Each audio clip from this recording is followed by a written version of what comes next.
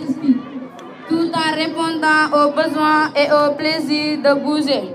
La pratique sportive développe le sens de l'effort et de la persévérance.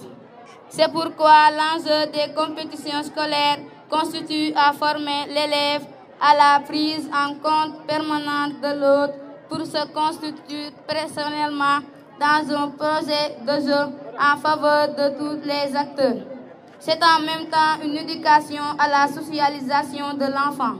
Mais cette éducation ne saurait se faire dans la violence, qui est à bannir sous toutes ses formes. La violence dans les aires de pratique du sport ne permet pas une bonne éclosion des talents. C'est pourquoi elle doit être combattue et sanctionnée négativement. Nous invitons ainsi les nouvelles autorités à éliminer tous les acteurs qui s'adonnent à la violence, qu'ils soient dans les compétitions régulières des différentes fédérations sportives, qu'ils soient dans les navétanes ou dans les sports scolaires. Je ne pourrais terminer sans lancer un cri de cœur à Monsieur le maire de la commune de Thiès-Est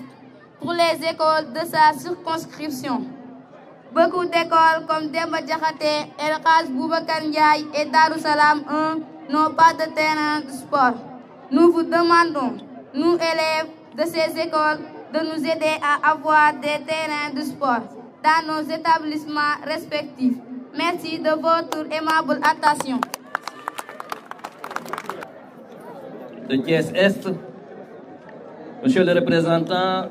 de l'inspection d'académie de Thiès, Monsieur le responsable, le représentant du conseil départemental, Mesdames, Messieurs les conseillers municipaux, Monsieur le représentant de Thiès département, Mesdames, Messieurs les chefs de service, Mesdames, Messieurs les chefs d'établissement, Mesdames, Messieurs les directrices et directeurs d'école, Monsieur le directeur du stade, chers enseignantes, enseignants, professeurs et encadreurs, honorables invités, en vos rangs et grades, tout protocole confondu, chers élèves, chers athlètes. Je suis heureux,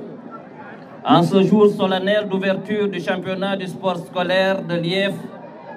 d'accueillir le monde sportif dans ce beau stade Maniang Soumaré. Mesdames, Messieurs, chères autorités, je voudrais magnifier l'engagement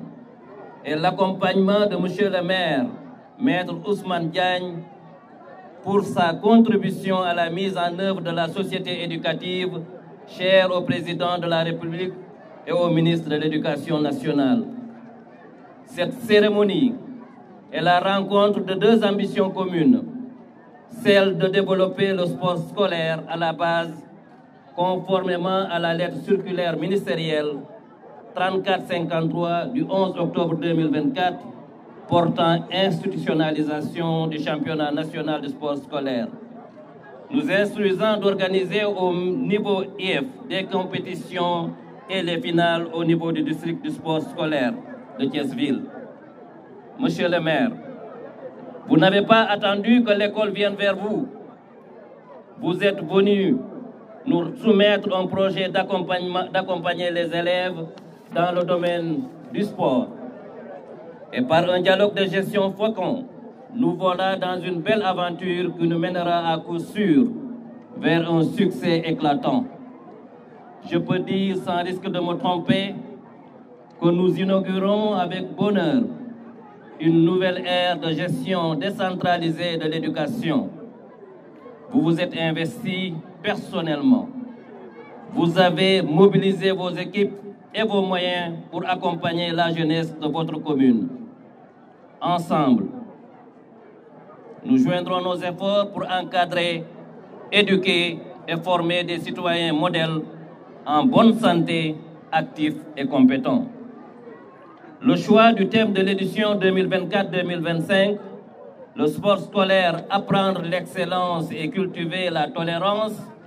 rencontre notre ambition et notre vision pour la jeunesse thiessoise. suñu mbokk muy monsieur Arona Ba nga xam ni mooy directeur des collectivités territoriales mu ñëw représenter le ministre Balla Moussa Fofana nga xam ni biñ ko yëgalee mbir mi yàggul mais jël na peine envoyé fii délégation donc ñu koy remercier di ko gërëm bu baax di remercier aussi l'inspecteur à l'éducation et à la formation le sous-préfet de Thiès Sud l'inspecteur d'académie les chefs de service yi nga xamante bi nii ñëw nañ fii l'inspecteur départemental des sports enseignants yi encadreurs yi parents d'élèves yi la presse xam na nga xam ni tey lañ leen ko wax rek mais nous avons vu que toute la presse s'est mobilisée pour être à nos côtés pour jàpp ci mbir mi nag li ko sooke mooy dañu dégg son excellence le président de la République monsieur Bassirou Diakhar Diomaye Faye ci conseil des ministres bu 4 juin mu jox ay ndigal son premier ministre Ousmane Sonko ak gouvernement bi ni leen bu sañoon ñu relancer sport scolaire ci école yi ak ci université yi comme nag commune bu Thiès Est ci jamono daan nañ organiser coupe du maire de la commune de Thiès Est mais version nawetaan la daan doon mais ñu gis ni ci at yi nawetaan bi aussi violence bi xaw na ci bëri tuuti ñu ni ne cette année bu ñuy organiser coupe du maire bi dañ koy organiser mais écoles yi lañ koy organiser mu nekk une fête de l'excellence biñ koy mëbët nag ma wax ko seenu jiite bi nga xam ne moo yor commission des sports ci mairie bu Thiès Est ba pare nekk enseignant mu waxtaan ci ak suñu mbokk yi nekk inspection waa IEF ci saa si ñoom ñu ànd ceeg cawarte gu mat sëkk ma ci gërëm aussi monsieur Sylla parce que gis nañ ci doyen Mbaye Diouf gis nañ taxawaay bi nga xam ni am nañ ko ci ba mbir mi daal di prendre forme donc li IEF wax tout à l'heure ni mbir mi wokkatu bu daje ak gestu la ñoom dañu amoon mëbatu mettre en œuvre circulaire bi leen seen ministre de tutelle joxoon ni leen nañu yëngalaat sport scolaire tombeek ñun commune bu Thiès Est aussi nga xam ni ku ko wax commune boo xam ni résolument engagée dans le domaine de l'éducation parce que c'est une commune des quartiers populaires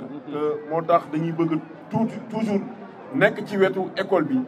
fexe ba xale yi di cultiver l'excellence parce que ñun suñu forte conviction mooy